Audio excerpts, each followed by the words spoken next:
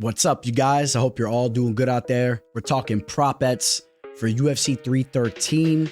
We're going to hit you guys up with another long shot parlay.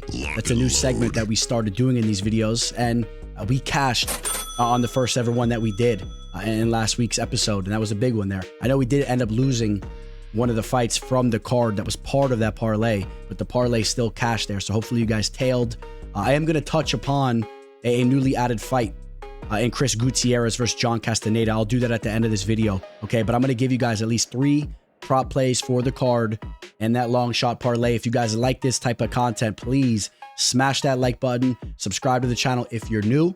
And for those of you guys that follow me in IG, you guys get to see my Sunday dump that I do for every card, man. They have me cracking up, and I actually did a pre-fight dump, all right, for UFC 313. So go check those out. I'm on IG at mmafortuneteller.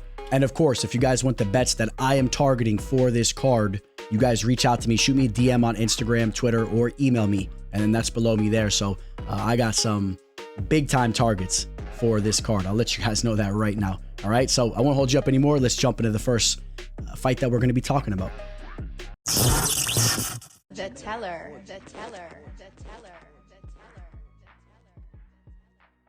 The first fight we're going to pit stop at is taking place in the middleweight division.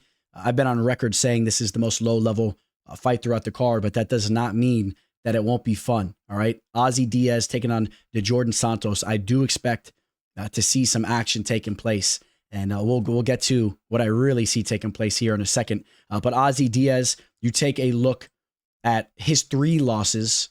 They all come by way of KO, okay? Even dating back to 2018 where he was knocked out by Santiago Diaz, okay? But the more recent losses we're much more familiar with, right? Joe Pyfer finishes him up in the second round on DWCS. Be Like Joe. Then Zhang Mingyang KOs him in the first round. It took just 2 minutes and 25 seconds. A jab put him on his butt. So I think that you are right if you have major concerns about the chin of Ozzy Diaz. But we also note, out of his 9 victories, 7 KOs. Okay, so when he does get his hand raised, he's typically knocking you out. All right, then you take a look at Jordan Santos, who fought at heavier weight classes throughout the years. He slowly has came down to the 185-pound class, which is more suitable for him. This is a fighter that I'm not that high on. I know he's coming off an upset performance over Will Curry. Some people are higher on Will Curry than I am, especially after that fight. I'm not high on Will Curry. It almost seemed like Curry was fighting with his hands tied behind his back. It's like all he was throwing was kicks, and he still landed on Santos periodically, even though, of course, it was Santos that tore him up in there, which brings me to the point that I think that Santos could be live to land a KO on Diaz. With the strikes that he was landing in that last fight, I think a lot of those strikes would actually finish up Ozzy Diaz from what I've seen from him. And Santos, although he's never been KO'd, Diaz is a knockout artist. I could also see Diaz connecting. We talked about the defensive flaws that Santos showed even in that fight. I think someone's getting knocked out. All right, guys? I think you saw where I was going with this. I think we're going to see a finish in this fight.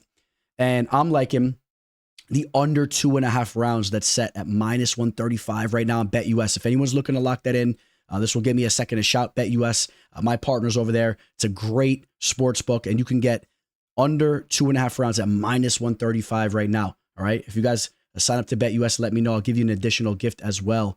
And that's a potential target there, man. I'd be surprised if that fight makes it to the final bell. And I'm a little surprised in the line. We'll stay put in the middleweight division. And maybe we'll stay put with our target here. All right. A little sneak peek. Bruno Ferreira taking on Armen Petrosyan. Bruno Ferreira, first and foremost, his fights do not make it to the final bell, whether he's winning or losing. And when he's winning, they typically end very early. A lot of first-round KOs. We saw him in his last fight, I believe for the first time ever, go to the 3rd round, where he was eventually finished by Abis Magomedov. I think that was a solid fight for him, even though he took the L there, making it to the later rounds there, getting that cage time under his belt against a high-level fighter. I think that we see the best version that we've ever seen from him. Even though some people are looking at him like he's a little undersized in this matchup, don't forget, Armen Petrosyan does suffer from T-Rex syndrome. And Bruno Ferreira, you see him listed here having a 70.5-inch wingspan. I see him listed on other sites and even on UFC.com as having a 72-inch wingspan, I believe. So he actually has the reach advantage from what I'm gathering. He knows how to close the distance and explode. And Armen Petrosyan's coming off a brutal KO loss, right? The first ever double spinning back fist KO that we ever saw is what Shera Magomedov hit him with. I don't know if Petrosyan's going to be able to survive some of those big strikes that Bruno will land throughout this fight. Make no mistake, he will land his strikes. Now Armen will look to measure him up, land his leg kicks and whatnot, but it's not out of the realm that Armen can get his own finish. Ferreira, we could say that his gas tank's going to be better and he'll look a little bit more seasoned in those later rounds, but he still has never made it to that final bell. So I don't think it's unrealistic that Petrosyan can finish him. You take a look at the 8 victories, 5 of them by KO. All right, so this fight can be finished either way you spin it. I think it's more likely that Ferreira gets the KO here. If you guys saw my full prediction video, I do have Ferreira winning this fight. He is the underdog, but this is the prop play that we're going to talk about here. Another under 2.5 rounds, which you could have caught at minus 105. It's now at a minus 150, which it really recently was just minus 175. I don't think the minus 150 line there on that play is a bad target. I don't think that's out of reach. I would be surprised if this fight makes it to the final bell. One of my favorite fights on the card in the flyweight division, we have Rhea Suyura taking on Joshua Van, 2 young studs. And this is a stylistic clash here. Van has the striking advantage. Suyura, you could definitely argue he has the grappling and wrestling advantage. That's what he looks to do when he's in the cage, and he's had a lot of success doing just that. Now, you cannot forget that third round that Suyura just had against Carlos Hernandez. He definitely gassed out a little bit. It wasn't a good look for him. He dropped that round, but he still did get his hand raised. And then you take a look at all the matchups that he had before that fight. A lot of lower level fighters. I think that Joshua Van is a clear step up in competition. And I think that Van is rolling into this fight.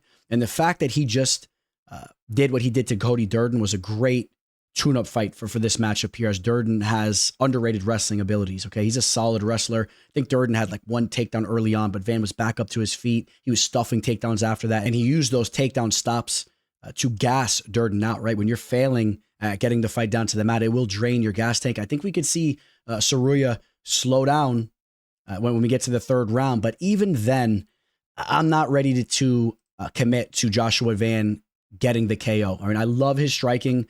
Out of his 12 victories, 6 of them coming by way of KO. But take a look at this real quick. It's not a bad number there, but since he's joined the UFC, take a look at the victories he's had. Cody Durden was a decision victory. Edgar Chairez was a decision victory. The Felipe Bunes was the only KO victory he's had in the octagon. Decision victories over Borjas and Zamagulov. When he's getting his hand raised inside the octagon, it is going to a decision the vast majority of the time. And this is a flyweight bout. We know that in this division, we see fights go to the final bell more than any of the other ones. So I don't think that Van's going to get him out of there, even though I have him winning this fight. Suyura, is he going to be able to find a sub? I mean, Van was subbed not too long ago, but we've seen massive strides in his game. Even though that fight where he was submitted in before he joined the UFC wasn't that long ago, massive strides have been taken. I think he defends any of the grappling there. Suyura still never taken an L, let alone has he been finished. I think he's tough enough to make it to the final bell. I like this fight to go to a decision, but we'll take a look right here at the over 2.5 rounds, which is on BetUS right now. It's at minus 180. It opened up as a minus 210.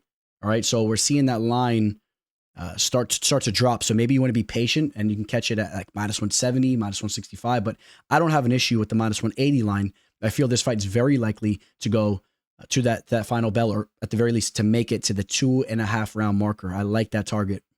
All right, let's get wild now. Let's do a long shot parlay. I know you guys love these types of targets. I've been getting asked to do this for a very long time, and we kicked that off last week. We cashed. I'm going to look to give you guys another profitable cashing big time parlay here, and let's throw some legs together. I'll try to get it somewhere around a plus 1,000, so somewhere in that range, depending what's on the table.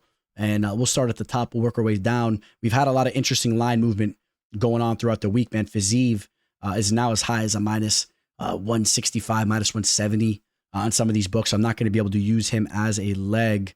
I mean, listen, if I weren't to add Magomed Ankalaev into this parlay, I think I would really, I'd be ducking you guys there, because I got to stand on my table here and just continue to shout. I think Ankalaev is the best light heavyweight fighter on planet Earth. I know he has a tall task in front of him.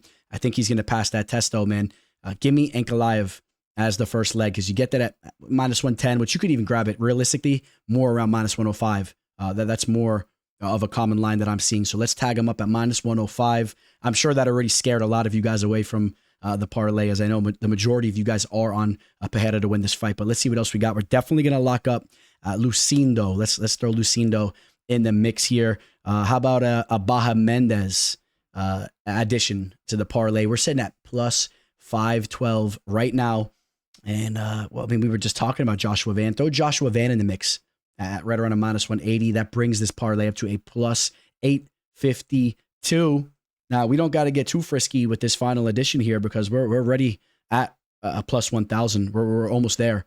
Let's get, you know what? But we're going to add Myron Santos, which that will bump this parlay up to a plus 1,169. All right. Throw $100 and you'll get a return of almost, $1,200 there.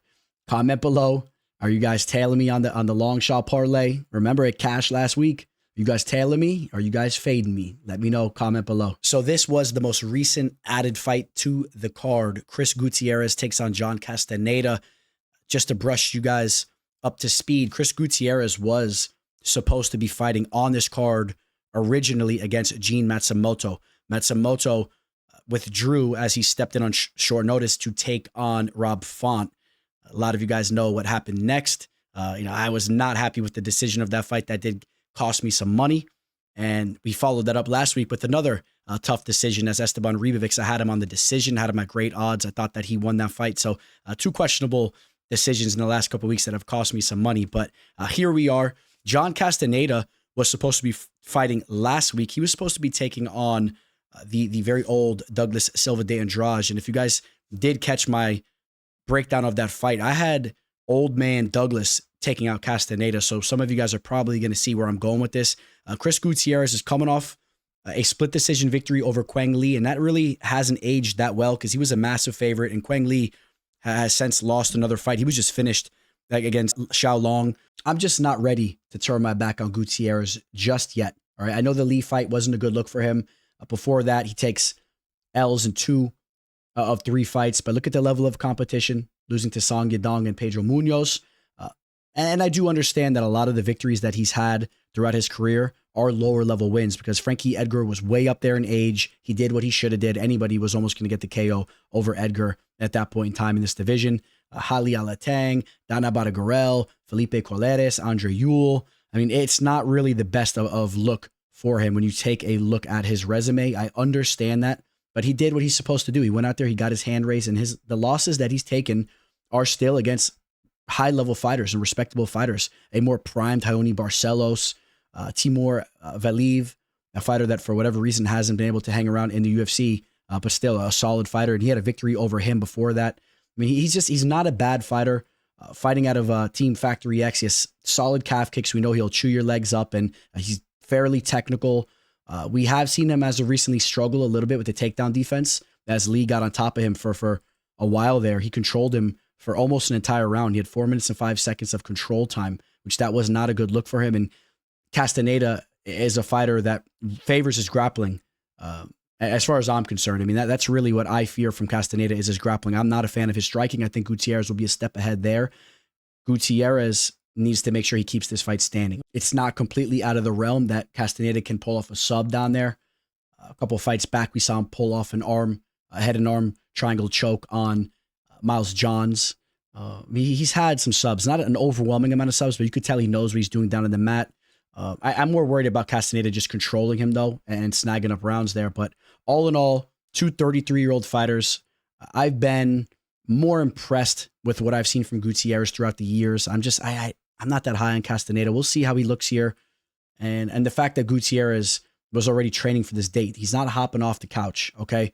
Give me Chris Gutierrez to win a decision. I mean, is he somewhat live to land a KO? We've seen Castaneda hurt in the feet. Yeah, I just think that we don't see the KO, though. I think that even if Gutierrez is getting the better of those strikes, we've seen Castaneda kind of just shy away, and he'll kind of backstep a little bit, and we'll see Gutierrez solidify rounds, but I think Castaneda will shy away from the action, and we won't see that KO. He's been knocked out 2 times out of his 7 losses. So majority of the times he is losing by way of decision. I think that that's more likely. Give me Chris Gutierrez. He opened up on BetUS at a -115. He was a +100 a little bit ago. Now he's a -120. All right. And after the boys get word that the teller is on Gutierrez, you guys probably can expect him to touch around -140 or so. So jump on that nice and early if you want to target that fight there. All right, guys, that's going to wrap this one up. You have to be following me on Instagram and Twitter this week. When you have events like this, you have to be following me on social media because I'm probably going to hit you guys up with like a little free play, which you might see on YouTube as well. But I like to do these funny little skits on Instagram, and that's something I'm going to step up and be doing a lot more of. Some of you guys may find it funny, and I know some of you guys like to hit the comment section up and throw some hate towards my way over here. Like I throw a free play towards you guys' way. You guys throw that hate towards the teller's way. Some of you guys don't find my sense of humor the best, but I will have some funny content coming out. I'll probably do a little skit there for this card. I'm thinking about doing that. And what else? What else, boys? Again, if you guys want my official plays, reach out to me, and I'll give you guys further information there. Please like this video, subscribe. Have a great week. I'll catch you guys on IG. And am I going to go live? Maybe I'll go live. I don't know. We'll see. Might have a red carpet event to go to for the event. But I hope you guys have a great event, and I hope you guys all profit. Signing out. Teller. The teller. The teller. The teller.